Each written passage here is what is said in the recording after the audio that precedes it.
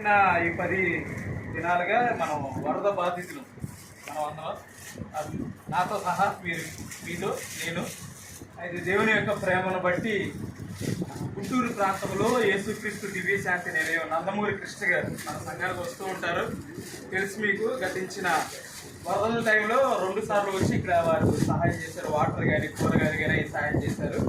వారి ద్వారా అన్నగారు నాకు బాగా పరిచయం. రత్నన్న సేవకులు అన్నగారి ద్వారా వైజాగ్ నుంచి సేవకులు వచ్చారు టీమ్గా. వాళ్ళు మనల్ని ప్రేమించి అంత దూరం నుంచి సేమ్ పేరు డానియల్ అన్న వైజాగ్ నుంచి వచ్చారు. అన్న చిలకలూరిపేట నుంచి వచ్చారు. అన్న అయితే 20 సంవత్సరాల నుంచి పరిచయం. అన్న వైజాగ్ నుంచి వచ్చారు. వారు పరిచయం చేస్తున్నారు. అన్న కూడా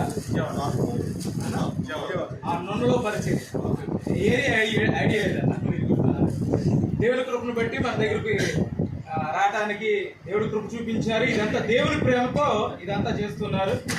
మనం ఎన్నో కోల్పోయాం, కానీ అన్నీ అందరి దగ్గర నుంచి మనం పొందుకోలేము. కానీ ఏదో కొంచెం ఊరట.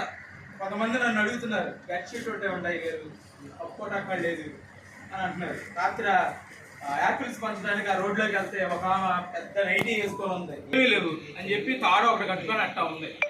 అట్లాంటి వాళ్ళు చాలా మంది నాకు ఎదురయ్యారు.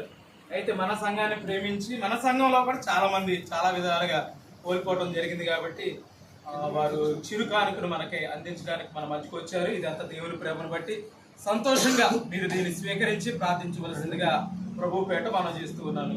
మాకు సహకరించిన మీ అందరికీ ప్రత్యేకమైన వందనాలు. చాలా సంతోషం.